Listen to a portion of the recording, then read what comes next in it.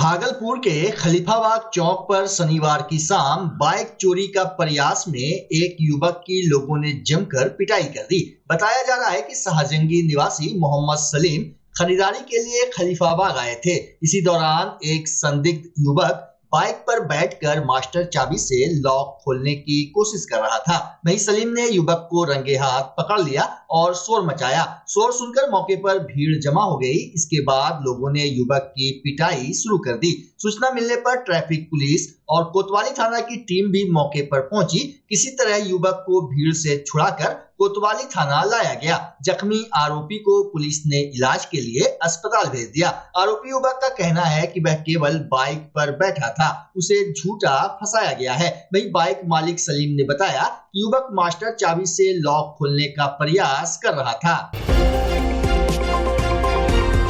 खेलो India youth games 2025 के प्रचार प्रसार के लिए आज 6 वाहनों को शहरी एवं ग्रामीण क्षेत्र के लिए भागलपुर के समीक्षा भवन के समीप से जिलाधिकारी डॉक्टर नवल किशोर चौधरी ने हरी झंडी दिखाकर रवाना किया। इस अवसर पर उप विकास आयुक्त प्रदीप कुमार सिंह, अपर समाहर्ता दिनेश राम, संयुक्त निदेशक जनसंपर्क नागेंद्र कुमार गुप्ता, जिला खेल पदाधिकारी जय नारायण सिंह, जिला खेल पदाधिकारी दरभंगा परिमल, बिहार राज्य खेल प्राधिकरण की आकांक्षा दहाट, प्रणाली भोसले एवं करण ठाकुर एवं वॉलेंटियर्स उपस्थित थे। मौके पर जिलाधिकारी ने कहा कि भागलपुर में खेलो इंडिया यूथ गेम्स का आयोजन किया जा रहा है। भागलपुर में 2 खेल का आयोजन होगा। पहला 4 मई से 7 मई तक तीरंदाजी प्रतियोगिता एवं दूसरा 10 मई से 13 मई तक बैडमिंटन प्रतियोगिता का आयोजन किया जाना है।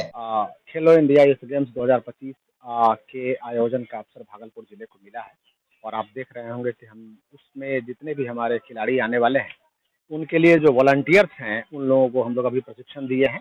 इसमें राज्य स्तर से भी टीम ने पार्टिसिपेट किया है और अभी हम लोगों ने वाहनों को भी खेलो इंडिया के संबंध में आम लोगों को जानकारी देने के लिए अभी रवाना किया है और हम लोग तैयारी काफ़ी अच्छे तरीके से कर रहे हैं और आपको अवगत कराना चाहते हैं कि 4 से 7 मई तक तीरंदाजी एवं 10 से 13 मई तक बैडमिंटन की प्रतियोगिता होना है। दोनों सैंडिस कंपाउंड में ही होना है। मैं आपके माध्यम से आम जनों से अपील करता हूं कि वे अधिक से अधिक संख्या में, खास करके सभी गार्जियन अपने बच्चों को लेकर के आएं ताकि उनमें खेल के प्रति एक बड़ी भावना जगे और खिलाड़ियों से मिल करके उनका हौसला भी बढ़ाएं और खिलाड़ियों से मिल करके वे कई चीज़ों को सीखें, अपने जीवन में लागू करें और देश स्तर के हमारे भागलपुर से खिलाड़ी कुल 60 की संख्या में वॉलंटियर्स को हम लोग ट्रेनिंग दे रहे हैं और ये सभी वॉलंटियर्स, अच्छी बात है कि खेल से जुड़े हुए हैं। उन लोगों को बताया गया है कि अपने जो खिलाड़ी हैं, हमारे यहाँ अतिथि खिलाड़ी आने वाले हैं, उनको किस तरीके से उनको सुविधा मुहैया कराना है और किस तरीके से उनके साथ रह करके ये प्रयास करने से कोई असुविधा नहीं हो। उनकी चीज़ों को पहले जान लेना, उस तरीके से आवश्यक व्यवस्थाएं कराना, कहीं कोई कोऑर्डिनेशन में इश्यूज है उसको ठीक करना, लाइजन प्रॉपर तरीके से करना, इन सभी संबंधों में उनको ट्रेनिंग दे दिया गया है। और उन लोगों के लिए भी हम लोगों ने साई के तरफ से एक पार्टिसिपेशन जो सर्टिफिकेट है वो भी रहेगा और एक उनका ड्रेस कोड भी रहेगा। उनके भोजन की भी व्यवस्था हम लोग कर रहे हैं। तो सभी वॉलंटियर्स काफ़ी खुश हैं और पूरे मनोयोग से काम करने का इन लोगों ने निर्णय लिया। अंजुमन बागो बहार ब्रह्मपुरा के तत्वाधान में इस्लाम नगर भीकनपुर स्थित मदरसा हिफ्जुल कुरान ओल्ड बहगत एकेडमी में छात्र छात्राओं को सम्मानित किया गया। संस्था के महासचिव डॉक्टर परवेज ने बताया कि मैट्रिक परीक्षा 2025 में उर्दू विषय में 70% नंबर या इससे अधिक लाने वाले छात्र छात्राओं को संस्था की तरफ से रविवार को पुरस्कृत किया गया। कार्यक्रम में ब्रह्मपुरा, इस्लाम नगर, भीकनपुर, जगतपुर, तबलपुर, लोदीपुर के छात्र छात्राओं के अलावा काफी संख्या में आसपास के लोगों की उपस्थिति देखी गई। इस अवसर पर डॉक्टर अरशद रजा की पुस्तक हरफ-ए नकद का लोकार्पण भी किया गया। कार्यक्रम में संस्था के संयुक्त सचिव मोहम्मद सादाब, मोहम्मद एजाज अख्तर, डॉक्टर हबीब मुर्शिद खां, प्रोफेसर शाहिद रजा जमाल, डॉक्टर नैयर हुसैन, दाऊद अली अजीज, डॉक्टर हफीजुर रहमान, मोहम्मद जमालुद्दीन, मोहम्मद फारूक आजम, राहत आरफीन, मोहम्मद आफ्ताब आलम, समीम आजाद, मोहम्मद महमूद, हाफिज मुकर्रम शाहीन समेत कई लोग मौजूद थे। क्या प्रोग्राम आज का आप लोग आयोजित कर रहे हैं यहाँ पे? ये प्रोग्राम 2025 बिहार बोर्ड एग्जामिनेशन में जो बच्चे 70% या उससे ज़्यादा नंबर मैट्रिक में लाया है, ये उसी के लिए ये प्रोग्राम किया जा रहा है। ये प्रोग्राम बरहपुरा, इस्लाम नगर, भीकनपुर, तवलपुर, जगतपुर, लोदीपुर के लिए था। इस साल हम लोग पहली कोशिश थी हम लोगों की कि इसको करके देखते हैं। अगले बार जो है ये प्रोग्राम जिला लेवल पर करेंगे। कितने बच्चों को सम्मानित कर रहे हैं? 24 बच्चे हैं को सम्मानित किया जा रहा है। 24 बच्चे को सम्मानित कर रहे हैं। एक बच्चे ने उर्दू में 96 नंबर लाया है, जो सबसे ज़्यादा मार्क्स है यहाँ पर।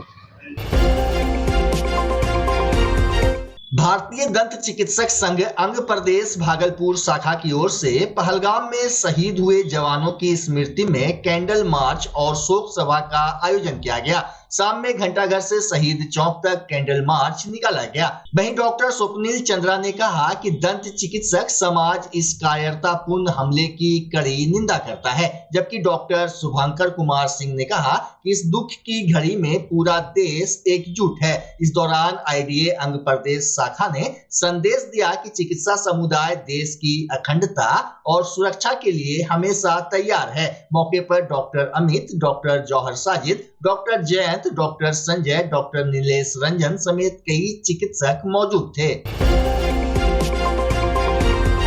मुंगेर दैनिक हिंदुस्तान के फोटोग्राफर सुबोध सागर का आकस्मिक निधन हो गया। उनके निधन से पत्रकारों में शोक की लहर है। वहीं अंतर्राष्ट्रीय सैंड आर्टिस्ट मधुरेंद्र ने 3 सेमी वाली दुनिया की सबसे छोटी पीपल के हरे पत्तों पर उनकी कलाकृति उकेर अनोखी श्रद्धांजलि दी है। मधुरेंद्र ने अपनी अनोखी कलाकृति के माध्यम से पीपल के हरे पत्तों पर सुबोध सागर की तस्वीर बनाकर खास अंदाज में श्रद्धांजलि दी। साथ ही सैंड आर्टिस्ट ने उनके परिजनों के प्रति अपनी गहरी संवेदना प्रकट करते हुए बताया कि सुबोध सागर जैसे कुशल छायाकार का यूं चले जाना पत्रकारिता जगत में एक अपूरणीय क्षति है। उनके योगदान को कभी भुलाया नहीं जा सकता। गौरतलब हो कि सुबोध सागर का शुरू से ही मुंगेर गंगा पुल आंदोलन से गहरा जुड़ाव था और वो पुल को विकास की धुरी मानते थे। उन्होंने गंगा पुल के लिए चलाए जा रहे जागृति आंदोलन की हर गतिविधि को न केवल कैमरे में कैद किया था, बल्कि उससे जुड़ी खबरों को अखबार में प्रमुखता से देने की हर संभव कोशिश भी की थी, जिसका लाभ आज हर आवाम को भी मिल रहा है। पत्रकारिता जगत के चर्चित छायाकार सुबोध सागर जी का निधन अत्यंत ही दुखद है। इसे पूरे पत्रकारिता जगत में अपूरणीय क्षति हुआ है। साथ ही हम इनके परिजनों के प्रति अपनी गहरी संवेदना प्रकट करते हैं और भावपूर्ण श्रद्धांजलि देते हैं, क्योंकि ऐसे पत्रकार का खोना देश हित के लिए अपूरणीय क्षति है और समाज इनके महत्वपूर्ण योगदान को कभी भुला नहीं सकता है। मैं मधुरेंद्र कुमार सैंड आर्टिस्ट। बच्चा जब जन्म लेता है तो कई बार बच्चा तुरंत नहीं रोता है, रोने में देर हो जाता है। ऐसे में बच्चा क्षतिग्रस्त हो जाता है और उसके बचने की संभावना कम हो जाती है, और यदि बचा तो भविष्य में उसमें विकलांगता की समस्या आती है, जिसे सीपी कहते हैं, जिसका कोई माकूल इलाज नहीं है और ज़िंदगी भर बच्चा विकलांगता से जूझ सकता है। ऐसे में पूरे संसार में कूलिंग थेरेपी का सहारा लिया जाता है। जन्म से ठीक 6 घंटा के अंदर यदि उसको कूलिंग थेरेपी दिया जाए तो उससे उसका सीपी की समस्या कम होती है और बचने की भी संभावना बढ़ती है। पहली बार बिहार झारखंड में आपके शहर के स्नेह नवजात शिशु बाल सेवा केंद्र में यह मशीन उपलब्ध है। कभी भी ऐसी बात हो कि बच्चा रोने में विलम्ब हो गया तो आप स्नेह नवजात शिशु बाल सेवा केंद्र में जरूर संपर्क करें।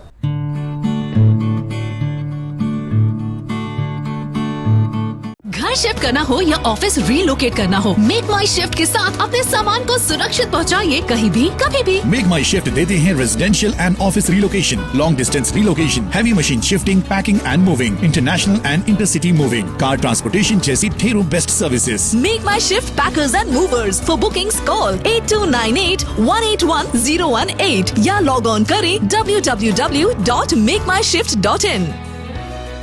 रिंकू एलईडी बल्ब, एक बार लाओ और चलाते ही जाओ। हमारे एलईडी बल्ब्स है क्वालिटी में नंबर 1 और एनर्जी एफिशिएंट, जो रखे एनवायरनमेंट और आपके बिजली के बिल दोनों का ख्याल। रिंकू एलईडी बल्ब के साथ एनर्जी बचाओ और बिल घटाओ। ये है पावर सेविंग लाइट जो चले लंबे समय तक और रखे आपके घर को रोशन। हमारे यहाँ एलईडी लाइट्स मिलते हैं एक व्यापक रेंज में, जो आपकी हर जरूरत को पूरा करेगी। लेकिन यही नहीं, हमारे एलईडी लाइट सिर्फ चमकदार नहीं बल्कि एनवायरनमेंट फ्रेंडली भी है। तो आज ही लाओ रिंकू एलईडी बल्ब और पाओ 1 साल की वारंटी का भरोसा। रिंकू एलईडी बल्ब्स, नई जनरेशन के स्मार्ट बल्ब्स। आज ही संपर्क करें 8651063786 या मेल करें rinkooledbulb@gmail.com। हमारा पता असाननपुर, भागलपुर, बिहार 812002।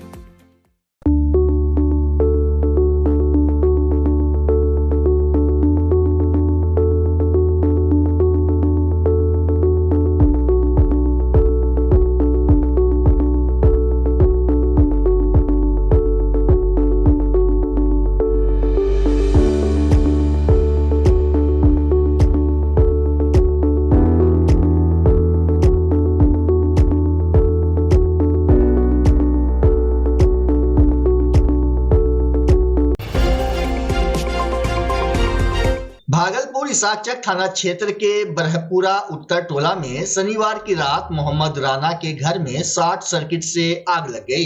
घटना के बाद इलाके में अफरा तफरी मच गई। सूचना मिलने पर पुलिस मौके पर पहुंची। इस दौरान अग्निशमन विभाग को भी घटना की जानकारी दी गई। अग्निशमन विभाग ने 2 दमकल भेजे, जिससे आग पर काबू पाया जा सका। वहीं पुलिस ने घर में मौजूद लोगों को सुरक्षित बाहर निकाल लिया, जिससे कोई बड़ी घटना होने से बच गई। हालांकि घर में रखे कई सामान जल गए। स्थानीय लोगों ने बताया कि करीब 1 घंटे से आग लगी हुई थी। मोहल्ले में बिजली के ज्यादातर तार जर्जर हो गए हैं, जिससे अक्सर इस तरह की घटना हो रही है। अग्निशमन विभाग के अधिकारी नागेंद्र गुप्ता ने कहा कि आग लगने से किसी के हताहत होने की खबर नहीं है। नुकसान का आकलन किया जा रहा है।